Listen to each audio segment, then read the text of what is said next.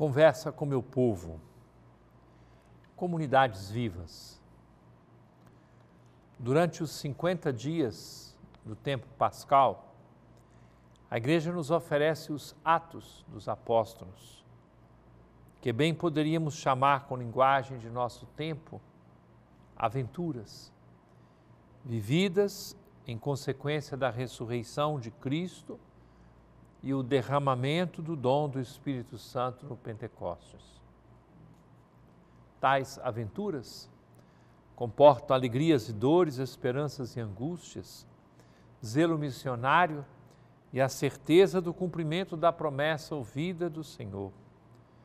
Foi-me dada toda a autoridade no céu e na terra, e depois fazer discípulos entre todas as nações e batizai-os em nome do Pai, do Filho e do Espírito Santo.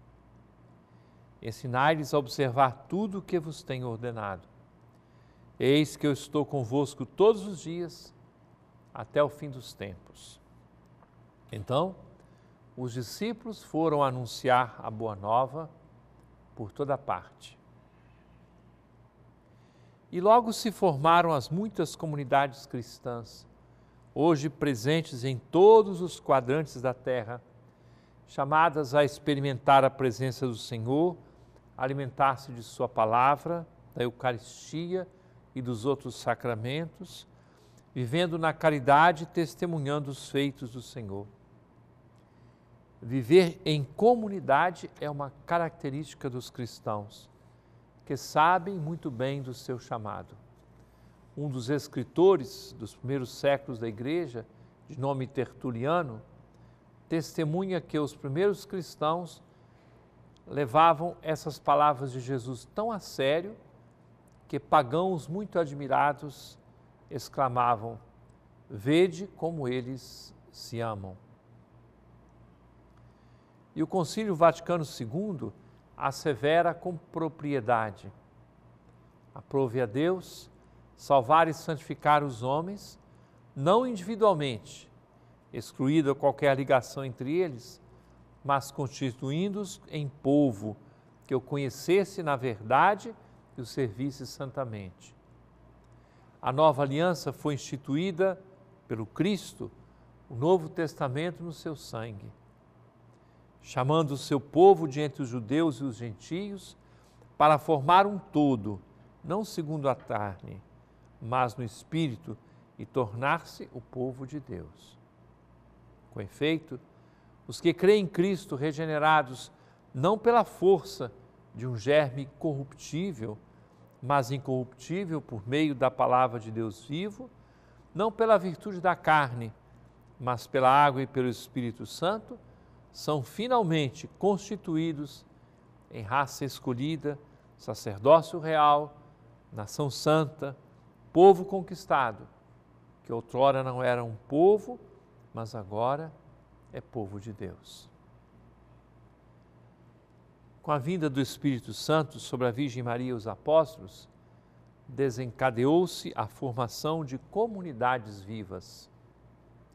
Basta lembrar que o apóstolo São Paulo, constituindo-as, procurou alimentá-las com o testemunho e com a doutrina, através das cartas justamente intituladas às comunidades sediadas nas cidades por ele visitadas. E os Atos dos Apóstolos nos revelam como essas comunidades se tornaram evangelizadoras.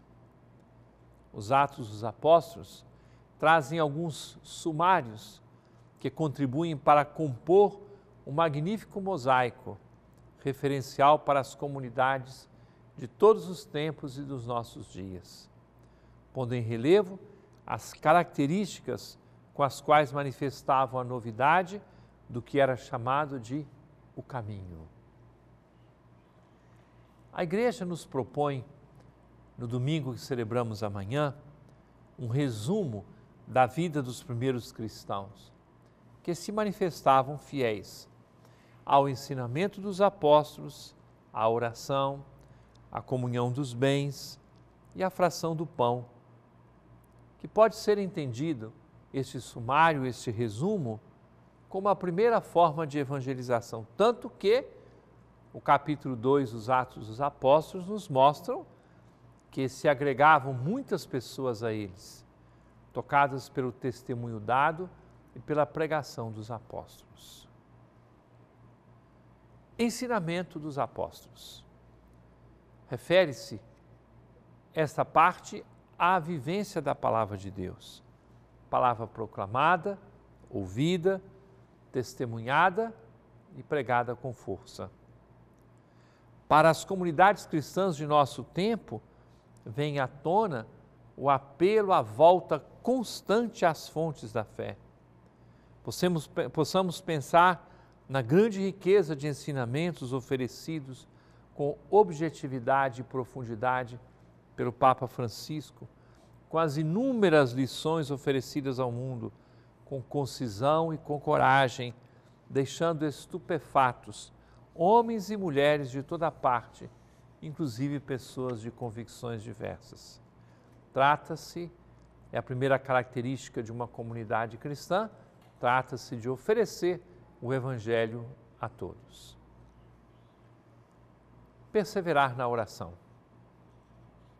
Os Atos dos Apóstolos constatam que perseverantes e bem unidos frequentavam diariamente o templo, louvavam a Deus e eram estimados por todo o povo. Ainda Papa Francisco, ao se apresentar ao mundo logo após a sua eleição, inclina-se diante da multidão presente na Praça de São Pedro e pede a oração do povo, o que faz repetidamente no final de todas as suas falas. Irmãos e irmãs, nós acreditamos na força da oração e ela pode transformar o mundo e as pessoas, pois só Deus onipotente pode interferir nos acontecimentos sem violar a liberdade com a qual criou todos os seres humanos. Uma comunidade unida em oração atrai poderosamente, seja pelos frutos da própria oração, seja pelo exemplo oferecido. Partilha dos bens, comunhão dos bens. Um dos sinais preciosos da presença dos cristãos no mundo é exatamente o relacionamento com os bens a serem partilhados. Atos dos Apóstolos. Todos que abraçavam a fé viviam unidos e possuíam tudo em comum. Vendiam suas propriedades e seus bens e repartiam o dinheiro entre todos, conforme a necessidade de cada um. É verdade, a fé em Jesus Cristo leva a sentir os outros como irmãos, o que se realiza até hoje nas múltiplas expressões da caridade vivida na Igreja, nas incontáveis e criativas ações sociais nascidas da prática do Evangelho. Fração do pão. Tudo na Igreja, desde os seus albores, converge para a fração do pão, o primeiro nome da celebração eucarística. Nas viagens de São Paulo, ele se encontra com a comunidade no dia do Senhor. Atos dos Apóstolos, capítulo 20, versículo 7.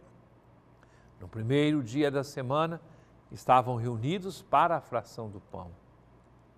E é do próprio apóstolo a descrição mais antiga da instituição da Eucaristia. Escreve assim: de fato, eu recebi do Senhor o que também vos transmiti. Na noite em que ia ser entregue, o Senhor Jesus tomou o pão e, depois de dar graças, partiu-o e disse: isto é o meu corpo entregue por vós. Fazei isto em memória de mim. Do mesmo modo, depois da ceia, tomou também o cálice e disse: este cálice é a nova aliança no meu sangue. Todas as vezes que dele beberdes, fazei-o em minha memória. Irmãos e irmãs, o desafio agora está em nossas mãos. É a nossa geração que deve viver de tal modo a palavra de Deus, a oração, a partilha dos bens e a Eucaristia em nossas comunidades de fé, de forma que as pessoas se sintam atraídas e positivamente provocadas a aderir ao Senhor Jesus Cristo. Permaneça conosco, daqui a pouco estamos de volta. Conversa com meu povo. Caríssimo irmão, caríssima irmã, temos duas celebrações na igreja que são feitas na data marcada e depois chamamos de oitava. Acontece com o Natal, que tem a oitava de Natal, que vai até a festa de Santa Maria, Mãe de Deus, e temos a Páscoa, que é a celebração mais importante da igreja. Amanhã nós completamos a oitava da Páscoa. Durante esta semana, ouvimos as várias aparições de Jesus ressuscitado aos seus discípulos. E assim, nós fazemos a mesma aventura que eles fizeram, acolhendo o anúncio, o testemunho, a presença do Cristo ressuscitado. É assim que nós vivemos essa semana. E o segundo domingo da Páscoa, que é amanhã, é chamado de Festa da Divina Misericórdia. São João Paulo II faleceu num sábado como este de hoje. Ele entregou a sua alma nas mãos de Deus, exatamente na véspera da Festa da Misericórdia. Uma das encíclicas dele, Deus rico em misericórdia. É impressionante como o Papa teve essa clareza. E ele, junto com Santa Faustina, os dois foram apóstolos da misericórdia divina. E o Papa João Paulo II deu esse título para o segundo domingo da Páscoa, Festa da Divina Misericórdia. Justamente porque nós temos este evangelho precioso que conta a aparição de Jesus no dia da ressurreição e uma semana depois, no mesmo primeiro dia da semana, aparece uma outra vez. Na primeira, Tomé não estava presente, na segunda vez ele estava presente. Jesus mostra suas mãos e o seu lado, feridos na paixão, e Nosso Senhor se manifesta aos discípulos. O crucificado, ressuscitado, é o portador da paz. Ele é o Shalom do Pai. A paz esteja convosco. E naquela ocasião, ele entrega à igreja o ministério da misericórdia. Os pecados que vocês perdoarem serão perdoados, os pecados que vocês não perdoarem não serão perdoados. A igreja recebeu esta tarefa, a missão de ser portadora do perdão de Deus, portadora da misericórdia. Sabemos como o Papa Francisco também se apaixonou com essa realidade da misericórdia. Tanto que o seu lema diz: tendo misericórdia, ele escolheu. Ele se sente escolhido por misericórdia. E ele proclamou um ano santo da misericórdia que celebramos no ano passado com tanta alegria. E em nossa arquidiocese, esta festa da Divina Misericórdia já chega à sua 22ª edição. Celebramos a festa da misericórdia e esta festa que tem a procissão de manhã, no domingo de amanhã, e também a paróquia da Divina Misericórdia. O movimento apostólico da Divina Misericórdia é que organiza essa celebração festiva, uma procissão que começará amanhã às 7h30 da manhã, na Praça Valdemar Henrique, e que seguirá até a Catedral. O Padre Ulisses, pároco da Divina Misericórdia, também o diácono Paulo que o ajuda, junto com o movimento apostólico da Divina Misericórdia, orientarão esta procissão. Amanhã eu chegarei cedinho de Santarém, porque eu participo com alegria de uma comemoração da renovação carismática católica no estado do Pará, mas chegarei para a Santa Missa e celebro a missa no final desta procissão da Divina Misericórdia. todas as pessoas que tiverem os seus quadros de Jesus misericordioso e quiserem que sejam abençoados esses quadros, são convidados a levá-los para a procissão e para essa Santa Missa. Ao final da missa, eu farei a bênção desses quadros de Jesus misericordioso, também de outros objetos de piedade que as pessoas desejarem que sejam abençoados. Passar pelas ruas de nossa cidade, sair da Praça Valdemar Henrique, passar pelo Ver-o-Peso, chegar à Catedral, com o quadro de Jesus misericordioso, nós queremos proclamar para todas as pessoas, para todo o nosso povo, para o mundo inteiro, proclamar a realidade do amor misericordioso de Deus que quer alcançar a todos e não exclui ninguém. É o que queremos celebrar no domingo de amanhã e todos são convidados a participar. Mas eu quero também aproveitar a oportunidade, porque amanhã é dia de São Jorge, um santo de muita devoção. Temos uma paróquia na Marambaia que celebra a sua festividade. E nós sabemos que São Jorge é uma figura que também é cultuada por outros grupos religiosos que não sejam os cristãos. Mas é bom dizer alguma coisa sobre ele, por isso eu me preparei para tanto. São Jorge é patrono da Inglaterra, de Portugal e da Catalunha. Desde o tempo de Constantino o Grande, foram elevados templos em sua devoção. A Igreja Oriental o chama de grande Marte. São Jorge não consta do calendário universal, o que não significa que não possa ser celebrado.